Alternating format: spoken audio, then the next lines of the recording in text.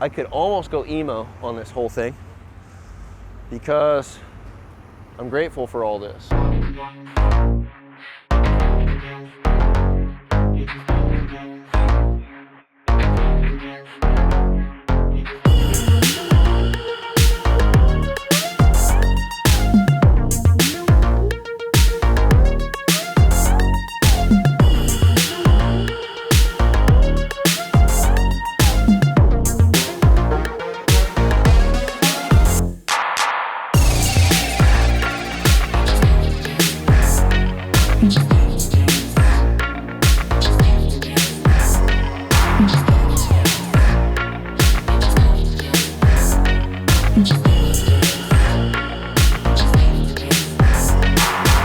We're at the Sandsport show, Sandsport Super Show in Costa Mesa. We're at the outdoor portion of the King booth with the Dakar Prototype. King's always been a huge thing. There's so many distractions. I have this, I have car noises and stuff. King's always been a huge thing since I was a kid. To be able to be texting and calling Brett King, the owner, and working a relationship with him, having him do all the shocks on this thing, sponsor the car, and then have it representing his company at the Sandsport show is huge. This is the third Sandsports in a row with our third car at Sandsports in a row, almost our 5th year in business. And then we talk about the Range Rover. I dreamt about building, I'm like yelling like I need to yell over that noise. I dreamt about building this thing before I had my own business. I saw the Velar, like the Range Rover Velar model, and I saw it driving on the street. And just like anybody who's into cars, you fantasize about what something's gonna look like when it's modified or when it's built. And for me, I like look at stuff, how would it look all pre-runnered out? Big tires, wide, blown out fender openings. And to get it where we're building it at this level is such a blessing, and it's been like such a surreal morning. I'm just gonna be transparent here. I was under the impression that we were gonna have the whole booth for just the Dakar Prototype, and that was my expectation. It's not necessarily a bad thing, so I had to adjust to that when we got here.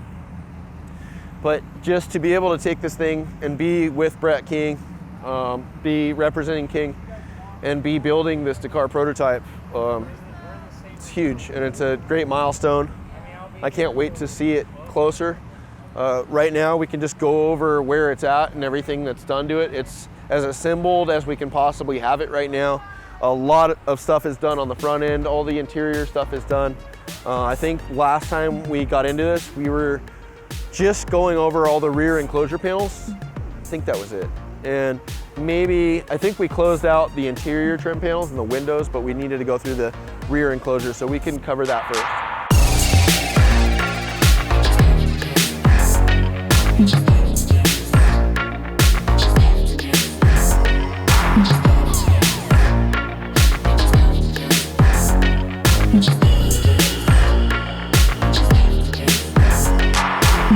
I think the best thing for where we're at right now is I'll kind of go over some stuff. It won't be like detailed handheld stuff just because we're here.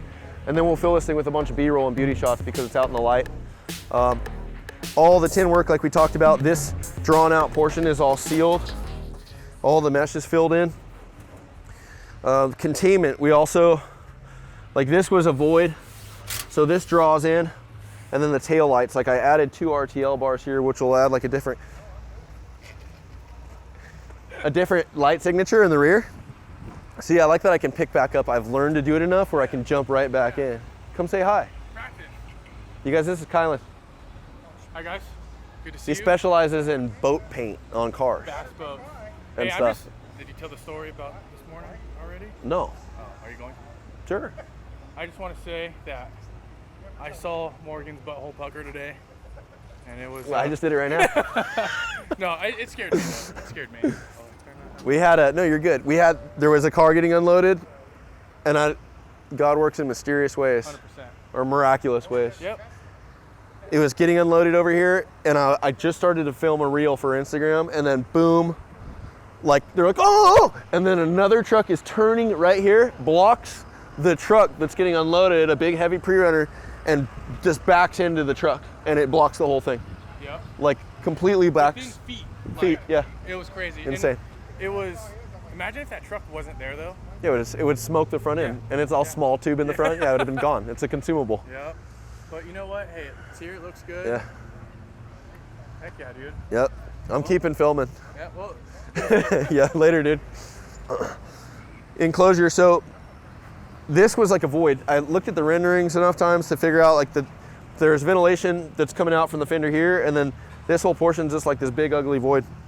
I think it's important to have some kind of a light signature that's different than the factory one. So if you close this, there's the third brake light up here that's integrated.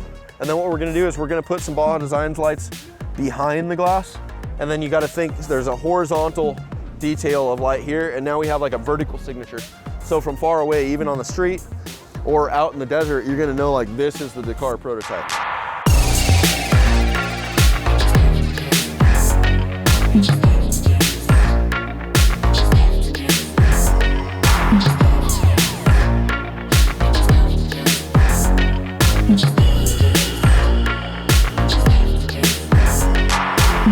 Originally, we talked about the turbo exhaust and the wastegate coming out here, packaging the turbos in now, because we haven't actually had them in here until we mocked them up for the show.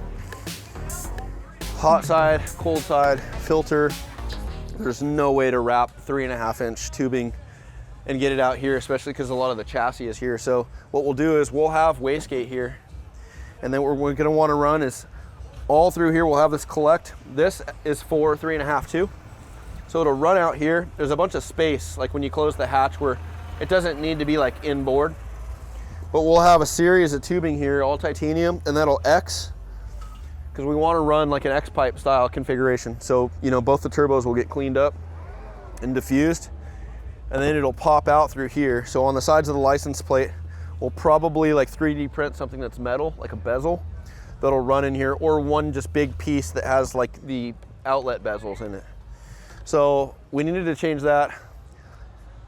Went a little against my expectation. I have a big problem with like just setting expectations and then learning to adapt to them when they don't work out, but that's what we did. I think we'll still get wins because the wastegates will come out here still. They'll have like a sick notch like we do our exhaust.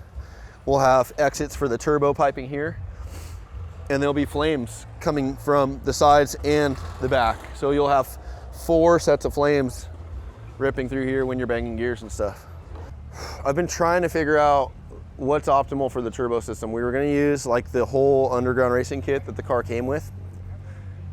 Just to go back on this, it's a 2nd gen 5.2 underground racing stage 3 motor. I think it came twin turboed out of a Huracan, 1600 horse or something to the wheels.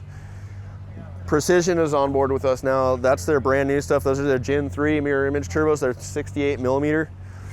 They're familiar with this package, and they said that this is gonna be 2,000 wheel horsepower. I don't even know what that's gonna be like or anything, but that's not me making up a number. That's what the technical guy, Bradley, said at Precision. So I'm just gonna follow the right steps on this stuff. A lot of that is foreign to me as far as the engine management and stuff we need. And what I do when I get in areas like that is I just talk to the right people and I get the information I need, and I lean on that stuff instead of just trying to ego trip through it.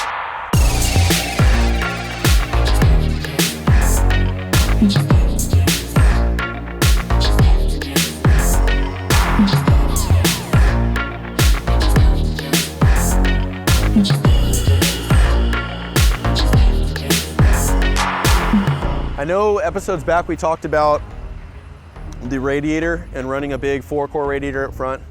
That's in here. When I mean 4-core is I mean there's essentially 4 radiators in there. It's 5 3/4 inches thick. There's 2 big Spall fans in here, brushless fans. So I don't have the numbers on exactly what we need for cooling, so I just shot way over just to make sure we're okay. So the actual footprint of cooling is massive. It's bigger than any trophy truck radiator. Something to consider too is the upper arms. We have the upper arms on here. That was the only thing that we could get done in a feasible amount of time for the Sand Sport show. But we talked about doing machined billet uprights, lowers, upper arms, and trailing arms. That has been something where I've been, like, we take a scan of the original stuff, which makes it a little easier. Then I go home. I usually do this stuff at night.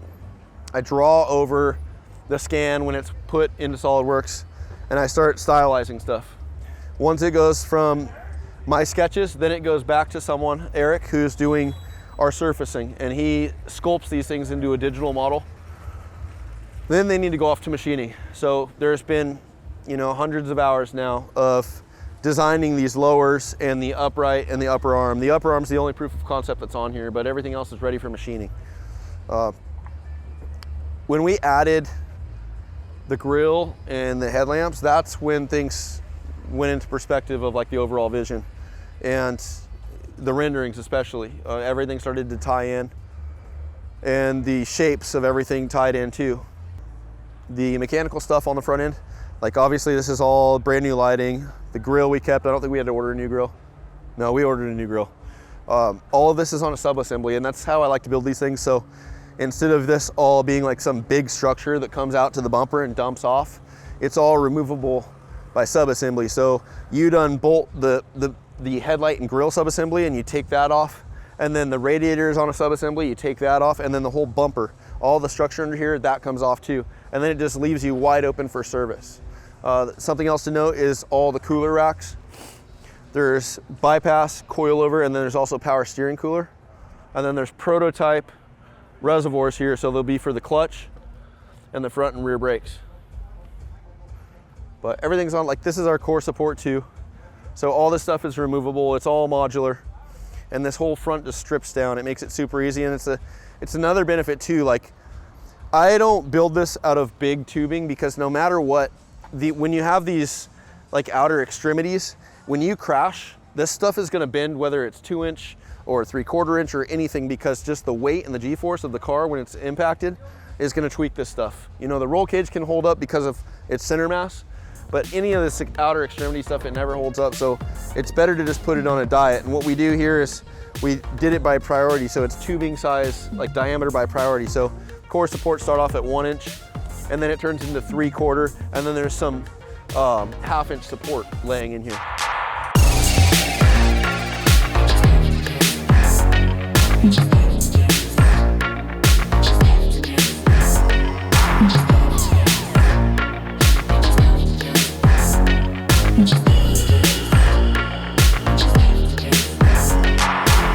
So seats are in. These things match really insane. 720S McLaren seats, factory dash, factory instrumentation, factory air conditioning. The only thing that's not in here is the gated shifter. So where like that little knob is for like drive and park select, that's gonna come out, and there'll be like a Lamborghini, like an old Murcielago style gated shifter. 5-speed manual. Left the moonroof off, but everything else is just as assembled as it can be. So again, to touch on this stuff, it's a huge opportunity to represent King and to work with Brett. It's a huge opportunity to have someone like Ryan to be able to build this car for, and to see out my vision on this thing. He's been amazing, and I think we think alike, and he takes care of me and I take care of him, and just to be able to bring this thing to life is huge. The intention here is I want to build 6 more of these to make a total of 7 of these.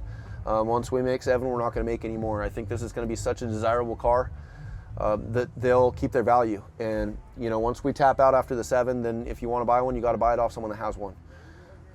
I think the ideal platform to keep this simple and reliable is to run a 632 GM big block in this. Just their crate motor that's 1,000 horsepower with a sequential, like a ST6 sequential. So this one will be spec'd with the Lambo motor and the twin turbos.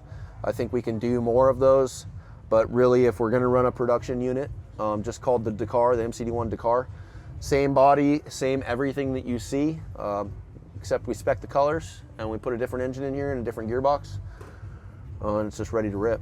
So thank you guys. Thanks for all the support over the years, and look forward to many more.